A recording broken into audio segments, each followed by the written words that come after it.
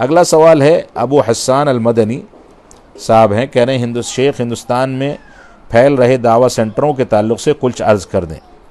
ابو حسان مدنی صاحب کا سوال ہے، ہندوستان میں جو دعوی سینٹر کا ایک فیشن چل گیا ہے، بہت سارے ایسے علماء بھی ان سے جڑ چکے ہیں جو اپنا تعلق مساجد سے کم اور دعوی سینٹروں اور کیمروں اور اسکرین سے زیادہ بنا رہے ہیں۔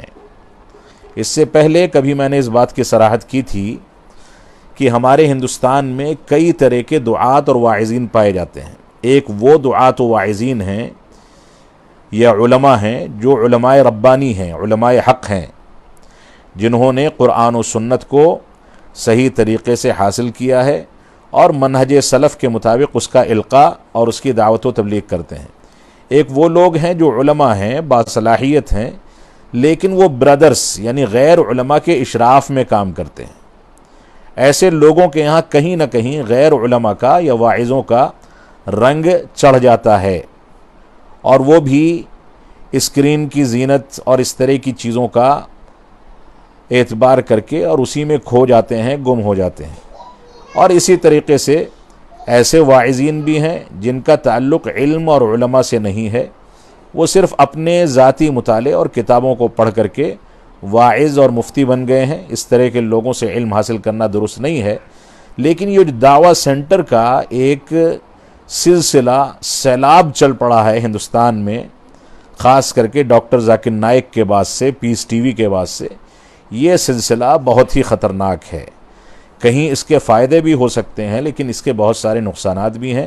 اس کی وجہ سے خاص کر کے مدارس اسلامیہ اور مساجد کمزور ہو رہی ہیں۔ مساجد کو مضبوط کرنے کی ضرورت ہے، مساجد سے دروس دیے جائیں، مساجد کے خطبات جمعہ مضبوط کیے جائیں، علمی دروس اور محاضرات کا اہتمام مساجد سے کیا جائے، یہ مسجدوں کا حق ہے۔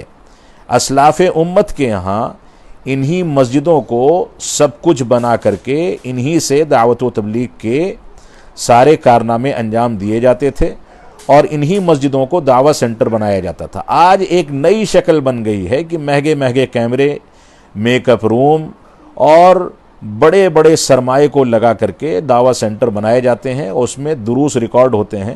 ان دروس کو عام فہم طریقے سے، عام طریقوں سے، عام کیمروں سے ریکارڈ کر کے مسجد کے ذریعے سے بھی دنیا کے سامنے نشر کیا جا سکتا ہے۔ اس میں کوئی مذائقے کی بات نہیں ہے۔ یہ کیمرے اور یہ تصاویر یہ موجودہ دور کے بڑے فتنوں میں سے ایک فتنہ ہے۔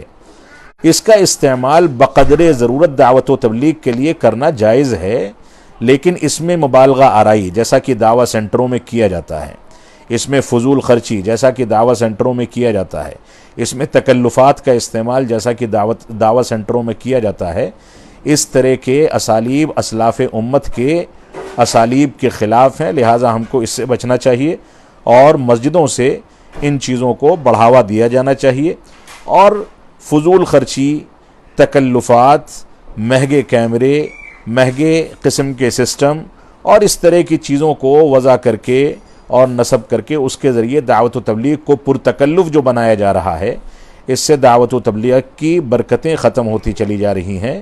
اس وجہ سے ہمارے احباب کو ان نزاکتوں کو سمجھنا چاہیے۔ اللہ رب العالمین ہم کو قرآن و سنت کو منہج سلف کے اسالیب کے مطابق دنیا کے سامنے پیش کرنے کی توفیق عطا فرمائے۔ نیاز سنابلی صاحب، یہ جامعہ اسلامیہ سنابل کے فارغ ہیں اور ہمارے ہونہار طلبہ میں سے ہیں۔ اللہ رب العالمین ان کی زندگی کو بابرکت بنائے۔ ان کا سوال ہے، سلام کے بعد، ممبئی میں دن بدن بڑھتے ہوئے دعوی سینٹر سے متعلق جماعتی مفاد میں آپ کی کیا رائے ہے؟ دعوی سینٹر سے متعلق ایک سوال کا جواب میں اوپر دے چکا ہوں نیاز صاحب، میں سمجھتا ہوں کہ وہ سن لیں گے، کافی ہوگا، تفصیل سے جواب آ چکا ہے۔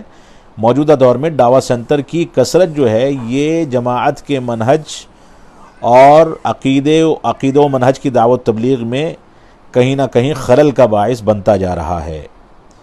اس سے پہلے اس کا جواب تفصیل کے ساتھ آ چکا ہے۔ اللہ رب العالمین ہم کو صحیح فیصلے کرنے کی توفیق عطا فرمائے۔